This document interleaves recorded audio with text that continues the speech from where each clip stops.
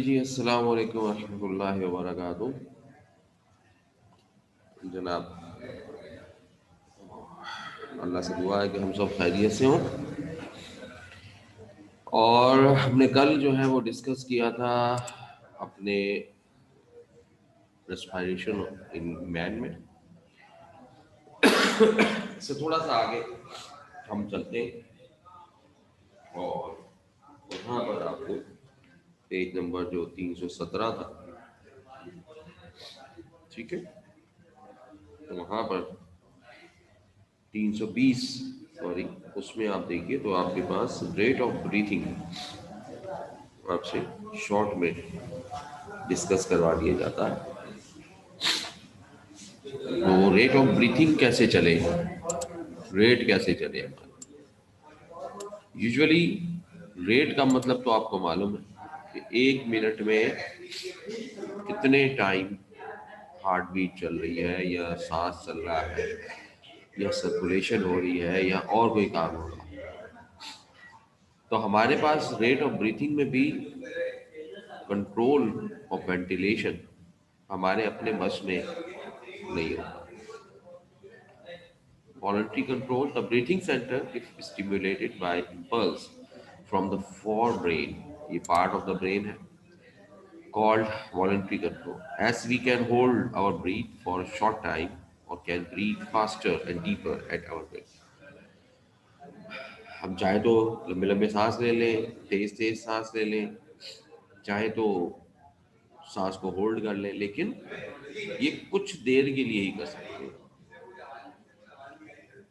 हमेशा के लिए आप ये काम नहीं कर सकते, क्योंकि ये वॉलंटरी कंट्रोल हमारे पास कुछ देर इसलिए चलेगा कि हमारा ब्लड सर्कुलेशन में ऑक्सीजन कितनी है और कार्बन डाइऑक्साइड कितनी है, H+ आयन कितने हैं, उनको चेक एंड बैलेंस किया जा रहा हो।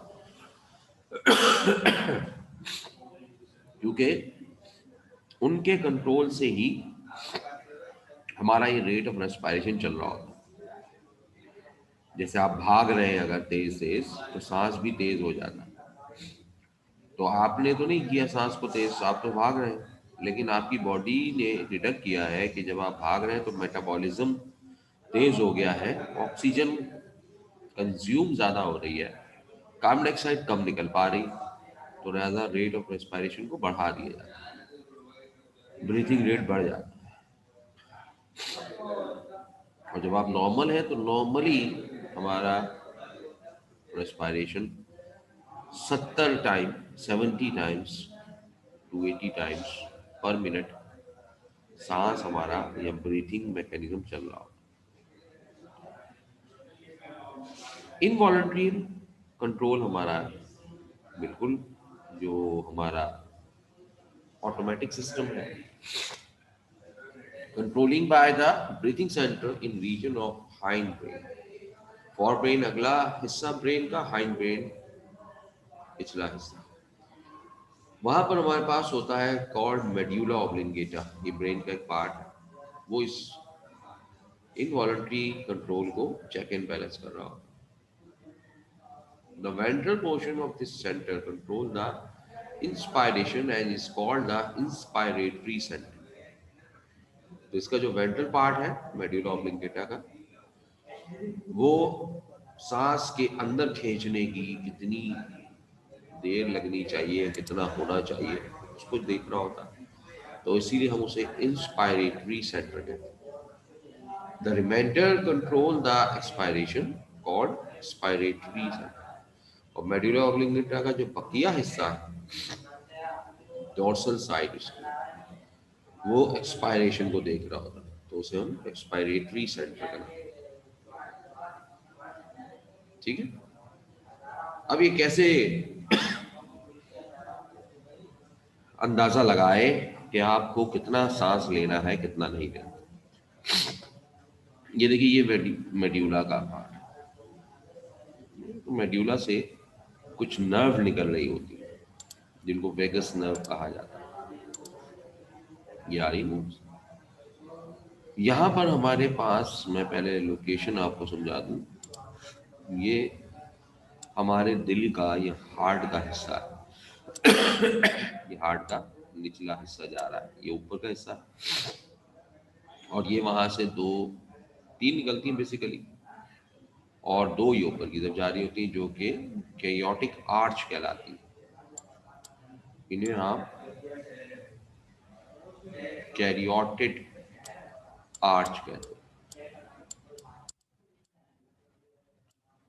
ठीक है, आर्च आर्टरी से बड़ी होती है, आर्च की ब्रांचेस होकर आर्टरीज बनेंगी। इनमें कैरियोटिड बॉडी लगी होती है फौरन। इसी तरह डोर्सल आयोटा का नाम सुना होगा आपने, वो आयोटिक ब्रांच नीचे जाकर यूं नीचे बॉडी में जाएगी, वो आयोटिक आर्च कहलाती है, और उससे जाकर दोनों साइड से आपके डोर्सल आयोटा बनता है। तो यहां पर लगी होती है आयोटिक बॉडीज। ठीक है जी। तो ये दो बॉडीज आपकी बहुत छोटे से निशान हैं जो इन आर्टरीज में हमें नजर आते हैं। ये एज अ कीमो रिसेप्टर काम करते हैं। कीमो रिसेप्टर का मतलब केमिकल को डिटेक्ट करने वाले। Control of breathing also rely on chemoreceptor in the carotid and bodies of the blood system.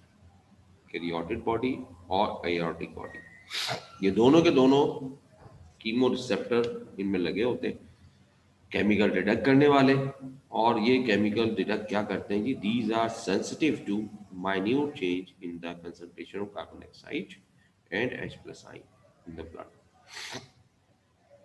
क्योंकि ब्लड अभी अभी निकला है, ब्लड हार्ट से फौरन निकला है, और ऊपर वाले पार्ट्स में यानी कि हमारे जो स्कल है, ब्रेन है, वहाँ जाएगा, और ये इसके थ्रू पूरी लोअर एब्डोमेन और चेस्ट कैविटी में ब्लड जाएगा। तो अब ये भी यहाँ से निकल रहा है, तो उसको फौरन ही चेक कर लिया जाता है कि उसमें कंसंट्रेशन कैसी चल रही है। और ये हमारी कैरियोटिड आर्च में मौजूद कैरियोटिड बॉडीज और एयोटिक आर्च में मौजूद एयोटिक बॉडीज को देख लो। कार्बन डाइऑक्साइड की कंसंट्रेशन प्लस H+ आयन की कंसंट्रेशन, अगर व्हेन दिस लेवल राइजेस, अगर कार्बन डाइऑक्साइड की कंसंट्रेशन बढ़ जाती है तो increase ventilation of the respiratory surface, तो ये वेंटिलेशन को बढ़ा देता है, मैकेनिज्म तेज हो जाएगा, रेस्पिरेटरी रेट बढ़ जाए। और अगर ये लो है या कम है तो फिर वो नॉर्मल चलता रहेगा। Never impulse nerve impulse sorry nerve है, from these chemoreceptor stimulate the respiratory centre in medulla. तो ये नर्व इम्पल्स जो होती है ये चेक कर रही होती है मेडुला में। मेडुला चूंकि ब्रेन का पार्ट है तो वहां पर चेक किया जा रहा होता है तमाम चीजों को, कार्बन डाइऑक्साइड की कंसंट्रेशन को और H+ आयन की concentration. As the lungs expand, stretch receptor in their walls are stimulated pass along the vagus nerve to the expiratory center in the medulla. जब जब हमारा लंग फैलेगा, सिकुड़ेगा, तो उसकी वॉल्स की ये मूवमेंट वैगस नर्व के थ्रू मेड्यूला को पहुंचाई जा रही है, ताकि मेड्यूला देखता रहे कि ये हमारी ये एक्टिविटी कैसी चल रही है, कार्बन डाइऑक्साइड की कंसंट्रेशन कैसी है। The main stimulus for ventilation is therefore the change in carbon dioxide concentration. Carbon dioxide concentration में जैसी तब्दीली पैदा होती है, स्टिमुलाई कहते हैं चेंजेस को, ठीक है, स्टिमुलस या stimuli. And stimulation of stretch receptor in the lungs change in the oxygen concentration has little effect. Carbon dioxide suppose बढ़ गई तो लंग्स की स्ट्रेच होने की सलाहियत या रेट ऑफ ब्रीथिंग उसको बढ़ा दिया जाए, ताकि ऑक्सीजन को ज्यादा क्वांटिटी में एब्जॉर्ब किया जाता है, वरना कम क्वांटिटी की वजह से हमारे लिए बाद में परेशानी ना हो। ठीक है जी। तो ये हमारा शॉर्ट में कभी हमसे पूछ लेते हैं।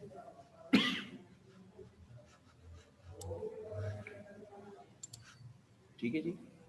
दूसरा सवाल हमारे पास शॉर्ट में ही डिफरेंट नोट्स पूछ लिए जाते हैं, और कभी कभी इत्तेफाक से इन तीनों नोट्स को मिलाकर आपसे एक लॉन्ग क्वेश्चन बनाकर पूछ लिया जाता है।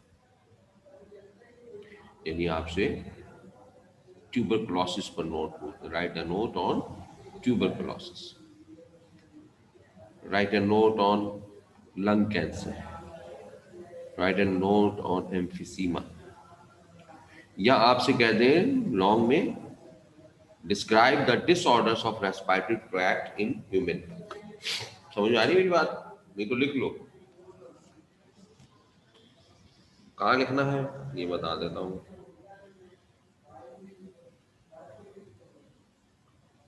आपका अल्लाह भला करे जनाब, पेज नंबर 322 पर लिख लीजिए आप। लॉन्ग क्वेश्चन लिख लीजिए पहले, describe the disorders of respiratory tract in human।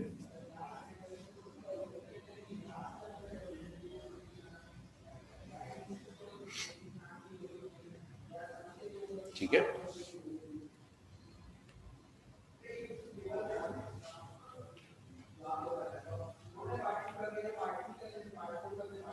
Describe the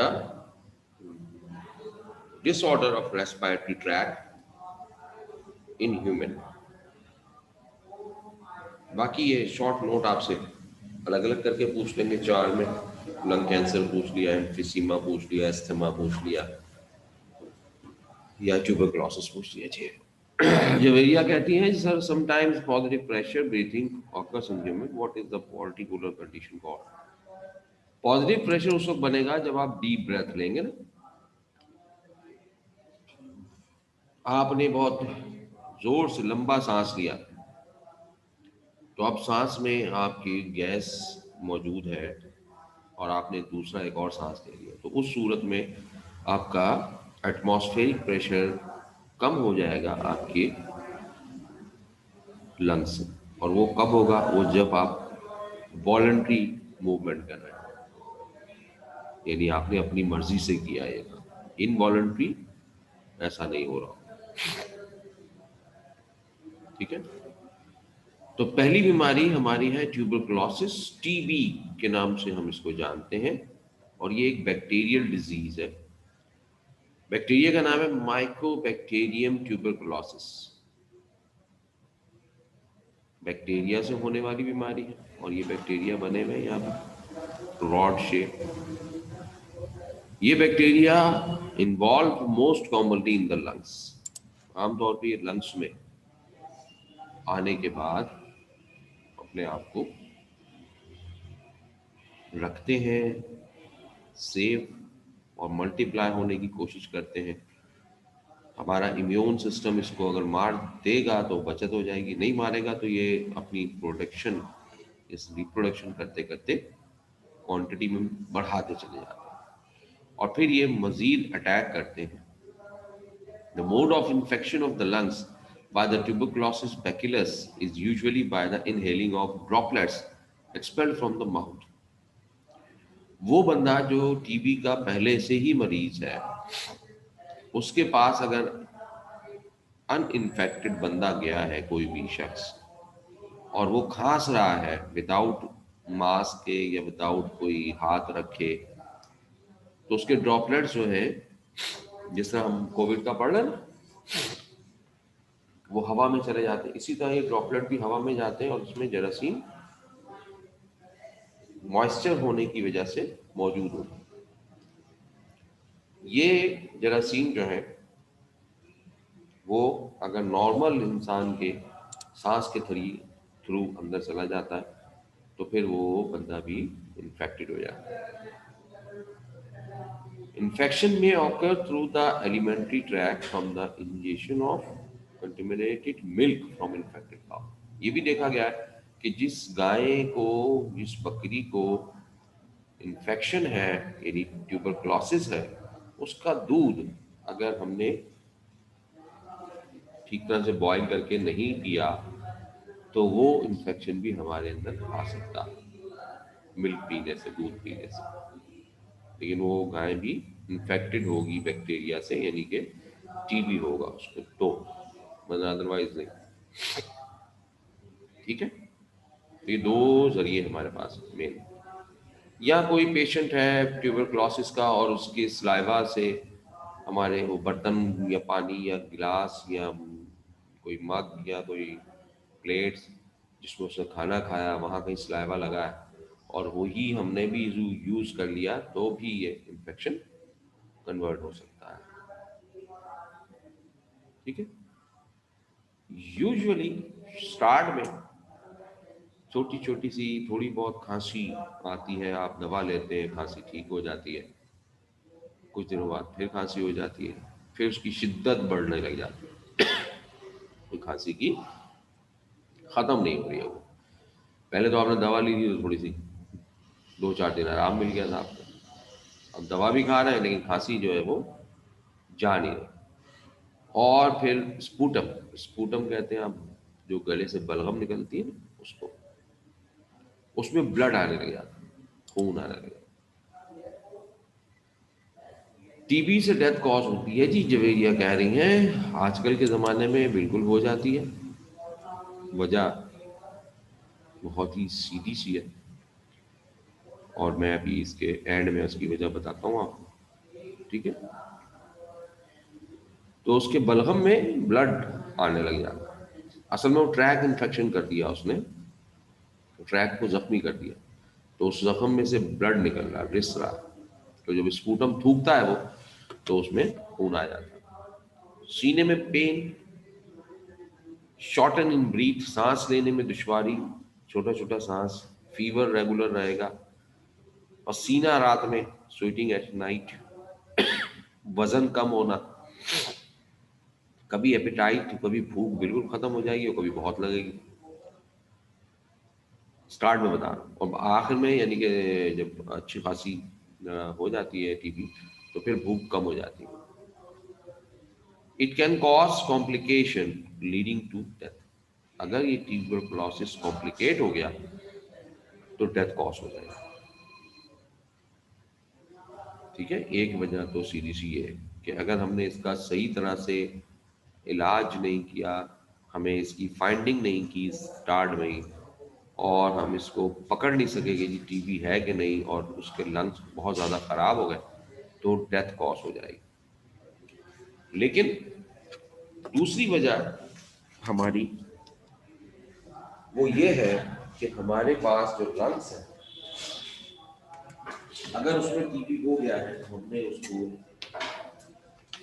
patient को दवाइयाँ देना शुरू कर दी, और दवा लेने के बाद मरीज अक्सर में इसका पूरा कोर्स, दुनिया भर में इसका कोर्स दवा का वो तकरीबन यकसा ही है, और बहुत अच्छा मेडिसिन का असर होता है। और जो पेशेंट है वो अगले 30 दिनों में आहिस्ता आहिस्ता, पहले दूसरे दिन में असर नहीं होता दवा का, ग्रेजुअली 30 दिनों में उसको अपना बॉडी पर असर नजर आता है और वो नॉर्मल बिल्कुल होने की तरफ चला जाता है। और अगले 2-4-5 दिन में या हफ्ते में उसे ऐसा महसूस होता है कि मैं तो बीमार ही नहीं हूँ। भूख भी अच्छी लगने लग जाती है, बुखार भी नहीं हो रहा, खांसी भी नहीं हो रही, और वो फर्स्ट क्लास हो जाता है। और यहाँ पर वो गलती कर बैठता और कहता है छोड़ो यार, दवा शवा क्या करनी खा के, तो मैं ठीक हो गया। और यही बड़ी गलती आज दुनिया में रिसर्च के दौरान नजर आ रही है कि रेजिस्टेंस बढ़ता जा रहा है ट्यूबरकुलोसिस का ओल्ड मेडिसिन से। और अब ट्यूबरकुलोसिस जो है वो लंग्स से निकलकर अगली बार जब उसको होगा ना, अभी तो उसने 1 महीने दवाई खाई है, उसको खानी थी 3 महीने, तो उसने 1 महीने में वो सेट हो गया, दवाइयाँ छोड़ दी, टीबी खत्म हो गया, मगर जरासीम बॉडी में मौजूद है, बैक्टीरिया मौजूद है, अब वो दब के बैठे हुए, छुप के बैठे हुए, और अगले 1 साल 2 साल 3 साल ये 4 साल डिपेंड करते हैं बैक्टीरिया की ताकत कब बढ़ेगी, और दोबारा वो हमला आवर हो, ये हमला उसको बड़ी मुसीबत में खड़ा कर देगा, क्योंकि अब लंग्स से इन्फेक्शन निकलकर उसके ब्लड में या उसकी बोन्स में, हड्डियों में भी जा सकता। अब उसने फिर दवाइयाँ खाना शुरू कर दी, डॉक्टर को चेकअप कराया, डॉक्टर ने बोला कि आपको टीबी दोबारा हो गई, दोबारा दवाइयाँ खाओ, जो 3 महीने जरूर खानी। कहा यह जाता है कि 3 महीने का कोर्स पूरा करने में, अगर आपने 90 डेज है 3 महीने में, अगर आपने 89 डेज पूरे कर लिए और एक दिन आखिरी दिन आपने कहा छोड़ो यार अब क्या आखिरी दिन दवाई खा रही है, मैं तो बिल्कुल फर्स्ट क्लास हूँ, तो समझे आपने सारे 89 डेज का बेड़ा गर्क कर दिया। अब अगर आपको दोबारा से एक दिन छोड़कर आपने दवाई खाई तो आपके वो 89 माइनस हो गए, अब आपको दोबारा 90 डेज पूरे करने पड़े टीबी में, ट्यूबरक्लोसिस में, वरना फिर वो ही अगले 2 4 5 साल बाद दोबारा टीबी होगा, और अब ये टीबी बहुत सीवियर ब्रेन में जा सकता और फिर आपकी डेथ यकीनी हो सकती है, क्योंकि अब इसकी इन्फेक्शन इतना बड़ा है कि वो अब हम उसको कुछ भी नहीं कर सकते। तो इस तरह से हमारी एक तो कॉम्प्लिकेशन तो उस वक्त हो गई जब हमने उसको सही तरह से ट्रीट नहीं किया, देखा नहीं, लेट हो गए ट्रीटमेंट शुरू करने में, या फिर हम बार बार उसको दवाइयाँ खा के छोड़ते रहे तो रेजिस्टेंस पैदा हो गया और फिर आपकी डेथ हो सकती। ठीक है। ट्यूबरक्लोसिस का इलाज मौजूद है, और ये इलाज हमारा, मैंने अभी आपसे कहा कि दवाएं हमारी रेगुलर खाना पड़ती हैं, कुछ 3 महीने के करीब, 3 महीने 10 दिन या 3 महीने। ठीक है जी। दूसरी बीमारी हमारी कहलाती है लंग कैंसर। सिगरेट्स या कोई भी केमिकल का धुआं जिसमें कोई फैक्ट्री में कोई काम करता है और रेगुलर वहाँ धुआं है और वो उसको मास्क या दूसरी चीज़ें जो उसकी प्रिकॉशंस है वो नहीं इस्तेमाल करता, तो इस सूरत में क्या होता है, अगर स्मोकिंग कर रहा है, major cytological role in the most common variety of lung cancer. आमतौर पे लंग कैंसर में मेन रोल हमारे धुएं का ही होता है। The squamous and undifferentiated cell types and is less related to adenocarcinoma. Adenocarcinoma lung cancer हो गया। ठीक है।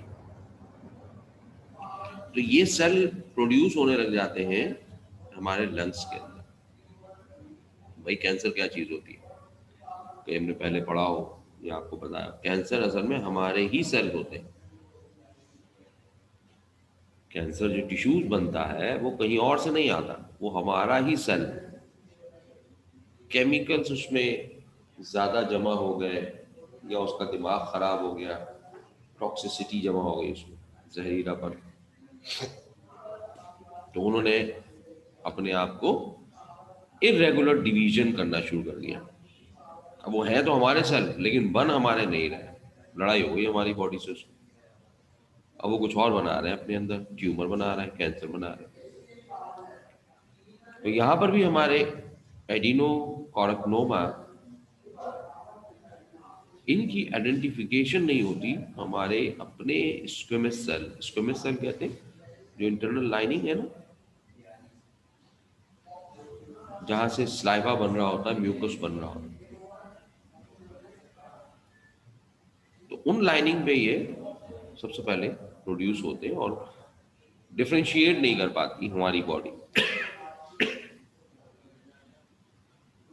आमतौर पे रोजाना की बुनियाद पर हमारे बहुत सारे टिश्यूज मर रहे होते हैं और बहुत सारे टिश्यूज नाराज होकर, दिमाग खराब हो जाता है उनका आपकी बॉडी के अंदर, और वो कैंसर की तरफ जाने लगे। लेकिन हमारा इम्यून सिस्टम उन टिश्यूज को जो कैंसर बनने की कोशिश करते हैं उनको मार डालता है और बॉडी से खत्म करके निकाल देता है। लेकिन जिनको नहीं मार पाते वो कैंसर टिश्यूज हमारे कहीं पर भी जमा होकर रुक कर और कैंसर प्रोड्यूस करने लग जाते हैं। ठीक है, तो कैंसर लंग्स में हो तो उसकी एक बेसिक वजह होती है कि हम जो धुआं लेते हैं वो हमारी इनर लाइनिंग को, जो ट्रैकिया में थी जहाँ पर आपने कहा था सीलिया भी है, गॉबलेट सेल भी है, उन्हें डैमेज कर देता है। उन्हें डैमेज करने के नतीजे में केमिकल्स जो आ रहे हैं, अब डस्ट पार्टिकल जो अब आ रहे हैं उनको रोकने वाले खत्म हो जाते हैं और वो जाकर सेटल डाउन होने लग जाते हैं हमारे लंग्स में। पेशेंट में हैव नो सिम्टम्स और मे गिव कफ, निमोनिया और विज। या तो उनको कोई सिम्टम ही नहीं होगा, अचानक से बहुत तेजी से खांसी होगी, ब्लड आएगा, समझेंगे टीबी है। जब एक्सरे करेंगे तो पता चलेगा जी निशान आ रहा है, तो आमतौर पर डॉक्टर टीबी की तरफ चले जाते हैं। लेकिन जो अच्छा डॉक्टर होगा वो स्पूटम की चेकिंग कराएगा, और स्पूटम में अगर बैक्टीरिया यानी टीबी के जरासीम नहीं आए तो वो फौरन समझ जाता है कि यार ये कुछ और कहानी है। और अब उसके नतीजे में वो फौरन से फौरन इसकी बायोप्सी करवाने की कोशिश की जाएगी। बायोप्सी में हम करते हैं कि उस निशान को थोड़ा सा कट लगा के निकाल लेते हैं और फिर उसको फिजिकली चेक करते हैं कि वो सेल हमारे हैं या नहीं है। वो बिल्कुल क्लियर कैंसर की आइडेंटिफिकेशन होती है सही तरह से। Nicotine and sulphur dioxide gas gradually loss of सीलिया, जैसे भी मैंने आपसे कहा कि सीलिया खत्म हो गए, epithelial cells of respiratory passage, so that the dust and germs are settled inside the lungs. अब केमिकल और डस्ट और पार्टिकल और जर्म्स जो हैं वो सारे हमारे आज़ादी से आराम से लंग्स में जाकर रुक सकते हैं। और अगर वो केमिकल लंग्स के सेल्स में जमा होने लग गए तो फिर लंग्स के वो सेल खराब होने लग जाते हैं। जैसे हमने भी आपसे कहा कि cell with abnormal nuclei appear in the thickened epithelial lining which start dividing rapidly without following normal cycle। जो नॉर्मल साइकिल सेल डिवीजन की होनी चाहिए थी, यानी कि टिश्यूज अगर स्किन का डैमेज हुआ है तो स्किन का ही बन जाए, लंग्स का डैमेज हुआ है तो लंग्स का ही बन जाए, वो नॉर्मल साइकिल होनी चाहिए थी, वो नहीं हो पा रही। और अब वो एबनॉर्मल न्यूक्लियाई के साथ ग्रो कर रहा है और अपने कैंसर के टिश्यूज को फॉर्म कर रहा है। इसको रोकना डेफिनेटली स्मोकिंग नहीं करनी, या डिफरेंट गैसेस जो अगर हम किसी ऐसी फैक्ट्री में काम करते हैं वहाँ पर हमें केयर करनी पड़ेगी। और इलाज इसका पॉसिबल उसी सूरत में होगा जब ये इनिशियल स्टेज में होगी। अगर स्टेज ज़्यादा बढ़ गई है तो फिर पॉसिबल नहीं होता कि लंग कैंसर का इलाज हो सके। ठीक है, आगे चलते हैं जी। दो बीमारियों के बाद हमारे पास डिसऑर्डर है ब्रैंकियल एस्थमा। एस्थमा सांस लेने में दुश्वारी को कहा जाता है। Bronchial asthma is characterized by the bronchial obstruction resulting from bronchospasms or tenacious mucus plugs।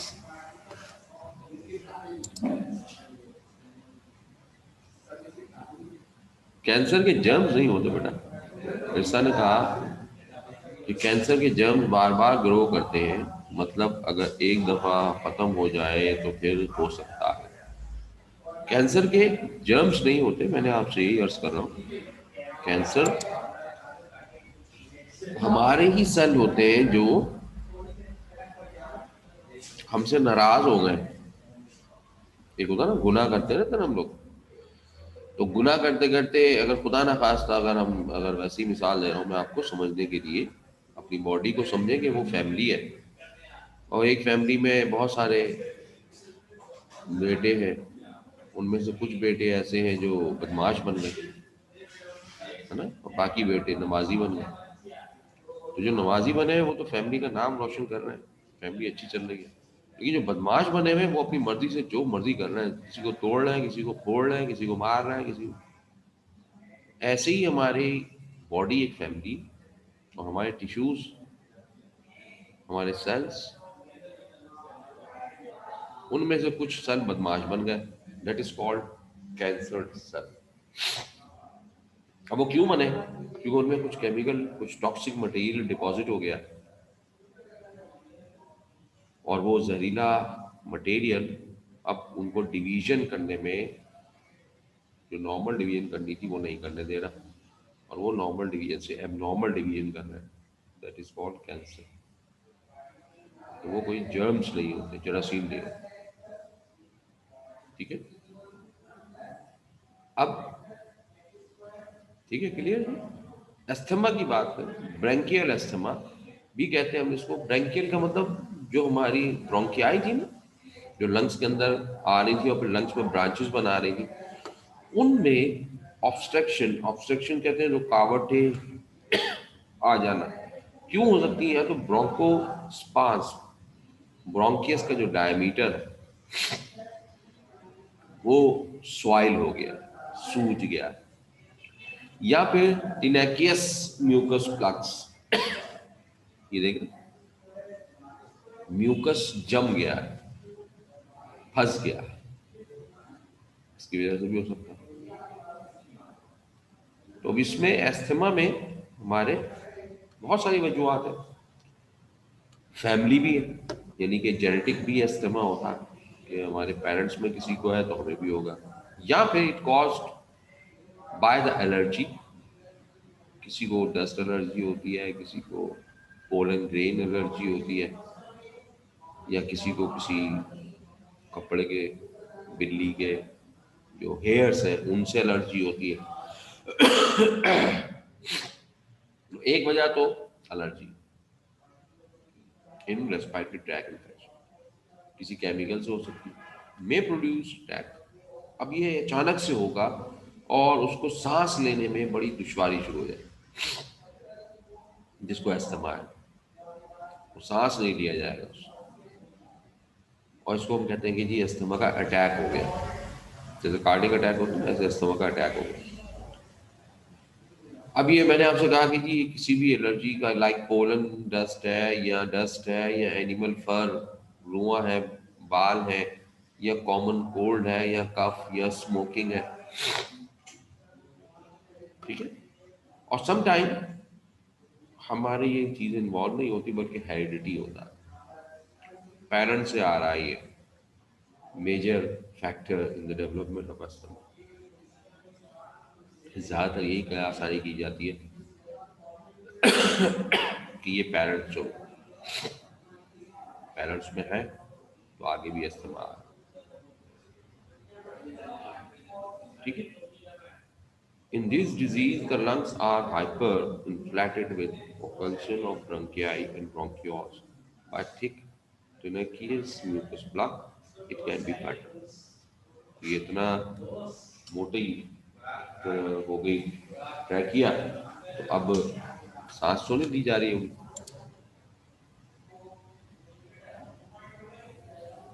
ज़रूरी है, जवेरिया ने कहा कि ज़रूरी है कि पेशेंट, तो पेरेंट को होगा तो चाइल्ड को भी होगा। नहीं, ऐसा ज़रूरी भी नहीं। हेरिडिटी जो करेक्टर होता है ना, वो आ भी सकता है, नहीं भी आ सकता। वो डिपेंड करता है जीन कहाँ ट्रांसफर हुई है। मिसाल के तौर पे अगर मेरे वालदैन में से किसी को अस्थमा है, मुझ में नहीं है, लेकिन पॉसिबल है मेरे बच्चों में हो। अब क्या हो, असल में वो जीन मेरे अंदर थी मगर वो डोमिनेट नहीं किया उस जीन ने, और वो रेसेसिव रह गई। ये दो लफ्ज हम इस्तेमाल करते हैं जेनेटिक्स में, डोमिनेंट जीन जो जाहिर हो, नजर आ रही हो, रेसेसिव जीन जो छुपी हुई हो। अब वो जीन मेरे में रेसेसिव है, लेकिन मेरी जब मजीद आगे से जनरेशन हुई या औलाद हुई, उनमें से किसी एक में, मतलब मिसाल के तौर पर 5-6 औलादें, 5-6 में से सिर्फ एक को किसी को अस्थमा हो गया, तो उस एक में वो जीन डोमिनेट हो गई, बाकी सब 4 में वो रेसेसिव है। तो जब जीन डोमिनेट होती है, फिर ये बना। How does the pump help to asthma patient?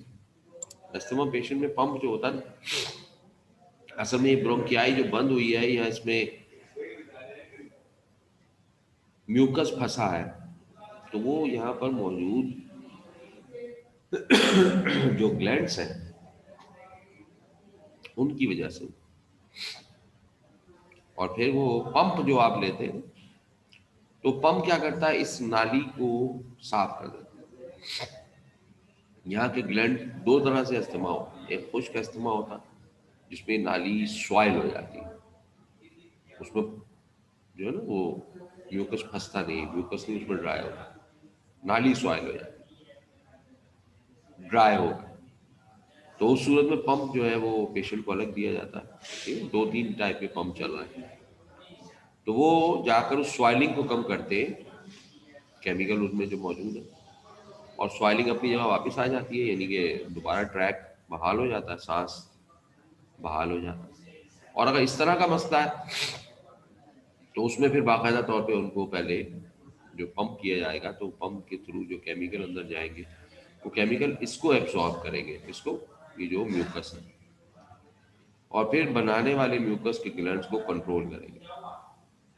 Enzymes भी होते हैं उसमें, और फिर ये नॉर्मल की तरफ आ जाता है बंदा पंप लेने के चंद मिनट के अंदर अंदर। और it can be fatal. Fatal का मतलब होता है जानलेवा। ये बीमारी जानलेवा उस सूरत में होगी जब अटैक सीवियर हो गया और पंप लेने में देर हो गई, या लिया ही नहीं गया, या उसको इनिशियल जो उसको दवा देनी थी वो नहीं दे पाए, या अटैक बहुत ज़्यादा सीवियर हुआ है, कोलैप्स कर गए लंग्स, तो जानलेवा हो जाता है। ठीक है जी। चौथी बीमारी हमारे पास है disorder emphysema. It is defined as the abnormal permanent enlargement of the air space distal to the terminal bronchiole occupied by destruction of their wall। तो ये देख सकते हैं आप, डैमेज वॉल्स हमारी एल्वेलाई, ये नॉर्मल एल्वेलाई है, और ये एल्वेलाई जो डैमेज होगा, तो इस कंडीशन में कहलाएगा emphysema. Emphysema is more common and more severe in males, and the disease is clearly associated with the heavy smoking। आमतौर पे ज़्यादा स्मोक करने वाले या ऐसी जगह काम करने वाले जहाँ केमिकल्स मौजूद हैं बहुत ज़्यादा, उन लोगों में ये एम्फिसीमा ज़्यादा मिलता है, और यूजुअली मेल्स में इसकी रेशियो ज़्यादा फीमेल की बनिस्बत। In advanced cases, adjacent alveoli fuse to produce large air-filled space। वो जो अंदर जो मेम्ब्रेन थी ना अलग अलग, और उन्होंने जो है वो अपना एक एक एल्वेलाई ने अलग अलग काम करना था, वो पता चला कि सारी की सारी डैमेज होकर उन्होंने एक लार्ज स्पेस बना दिया। अब बज़ाहिर तो हम कहें कि एक बड़ी जगह बन गई, लेकिन सरफेस एरिया कम हो गया। सरफेस एरिया कैसे बताऊं आपको, तो अभी बता देता हूँ। ये है ना, ये हमारी एक एल्वेलाई है, ये इसका गोल दायरा, ये दूसरी का, ये तीसरी, चौथी, पांचवी, छठी, बहुत सारी। अगर हम सपोज करते हैं कि इसका एक गोल सर्कल अगर हम पूरा करें तो वो 2 mm का है ना? और यहाँ पर 1000 है, तो जी 1000 mm का सरफेस एरिया बन गया। लेकिन ये जब डैमेज हो गई सारी अंदर की वॉल और सिर्फ बची सिर्फ ये किनारे वाली वॉल, वही पता नहीं काम कर रही है कि नहीं कर रही, ये बचा कुचा एरिया बचा 1000 mm। तो कैपेसिटी कितनी रह गई? आधी रह गई सांस लेने की। ठीक है। Severe emphysema frequently result in right-sided heart failure. Peptic ulceration is found in up to 20% of emphysema patients.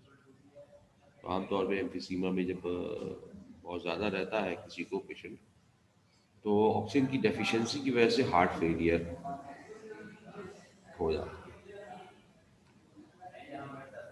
Right side heart failure का मतलब ये नहीं कि राइट साइड पे दे रहे हैं, राइट साइड के लंग्स में अगर एम्फिसीमा हुआ है तो हार्ट फेलियर हो जाता है। आपको हमने शायद बताया हो, नहीं तो बता देते कि आपकी बॉडी का ब्रेन अगर आप बोलो, ये ब्रेन है आपका।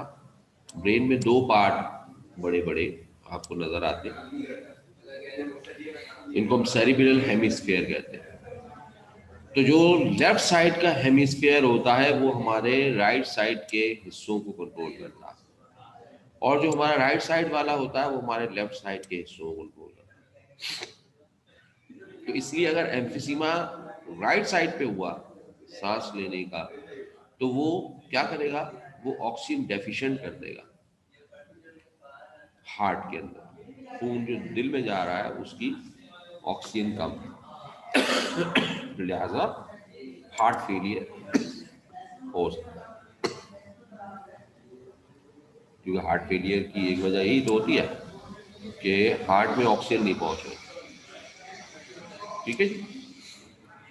तो अच्छा, इसका जो नॉर्मल इलाज है वो तो आमतौर पर अगर डैमेज हो गई पूरी मुकम्मल तौर पे तो फिर बचाना उसको मुश्किल हो जाता है। तो थोड़ी बहुत डैमेज हुई है तो नॉर्मल चलता रहेगा, लेकिन उसे फिर उन चीज़ों से पीछे होना पड़ेगा जो वो काम करता है किसी फैक्ट्री में या कोई केमिकल के नज़दीक, या फिर स्मोकिंग करता है, या ये कलर करने वाले लोग होते हैं ना बेचारे, इनको बहुत ज़्यादा एम्फीसीमा होता है।